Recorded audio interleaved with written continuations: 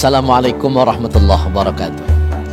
Sahabat dakwah, kali ini tetap berjumpa dengan saya Ahmad Sonhaji pada resume perjalanan napak tilas kita sepanjang jalan Mekah Madinah sampai ke Taif dalam sirah nabawiyah.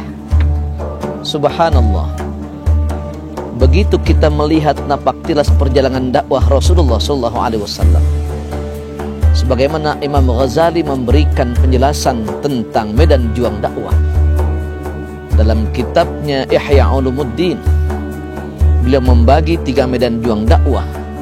Yang pertama adalah dakwah, yang kedua adalah hisbah, dan yang ketiga adalah jihad. Dakwah cerdas dan lugas, hisbah berani dan cerdas, jihad keras dan memang nyawa adalah taruhannya. 3 medan juang dakwah ini dan strategi metodologi dakwah yang dilakukan Rasulullah SAW terangkum dalam satu paket perjalanan Nabi dari Mekah Madinah. 2 medan juang dakwah Rasulullah SAW dengan berbagai tempat transit hijrahnya mengajarkan kepada kita umatnya agar kita belajar bagaimana cara berdakwah yang dapat diterima, bagaimana retorika dakwah Nabi yang sesuai dengan mat'unya. Ada strategi fiqh dakwah yang dilakukan Rasulullah SAW sehingga dakwah beliau mudah diterima. Ketika Nabi melakukan hisbah, maka hisbahnya pun dengan cara yang tegas dan cerdas. Nabi tidak semena-mena. Nabi menyampaikan kebenaran. Nabi al-amr bil ma'ruf wan nahyu 'anil munkar, sampai mereka kemudian memahami bahwa yang mereka lakukan adalah kemunkar dan Nabi meluruskan itu.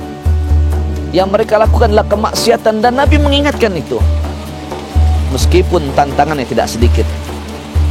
Dan yang terakhir, Rasulullah SAW menunjukkan kekuatan dan keberanian jihadnya meskipun nyawa taruhannya. Nabi tidak segan-segan memimpin pasukan, menjadi panglima perang, membawa spirit kepada para sahabat untuk menyampaikan pesan-pesan ilahiyah. Dan pada akhirnya kita belajar banyak bagaimana ad-da'i ilallah berjuang menyampaikan risalah ilahiyah dengan 3 metode: dakwah, hisbah, dan jihad. Karenanya al-ulama warathatul anbiya. Ulama adalah pewaris para nabi.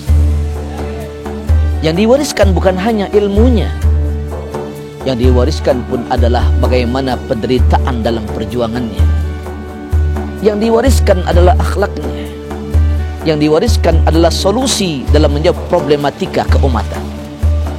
Karena itu belajar dari napak tilas Nabi dalam perjuangannya dan perjalanan bersama saya Ahmad Sonhaji, kita belajar betapa kokoh, betapa tegarnya, betapa hebatnya, dan betapa kuatnya Rasulullah SAW, baik fisiknya, kecerdasan beliau, fatanahnya, maupun prinsip beliau dalam mengemban amanah Allah Subhanahu wa ta'ala, sehingga Nabi dicintai oleh umatnya, Nabi disegani oleh musuh-musuhnya, dan sifat akhlak Nabi bahkan membuat musuhnya pun pada akhirnya menjadi jatuh cinta dengan Islam.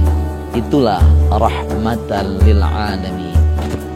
Sahabat dakwah, mudah-mudahan dari perjalanan bersama saya selama di 2 kota yang menjadi ladan medan juang dakwah, mauliduhu bi Makkah wa wafatuhu bil Madinah wa sultanuhu bi Syam, adalah pelajaran berharga untuk kita semuanya.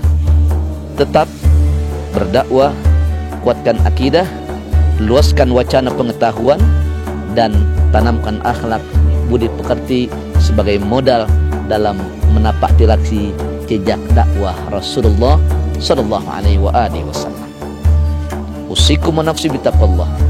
Assalamualaikum warahmatullahi wabarakatuh.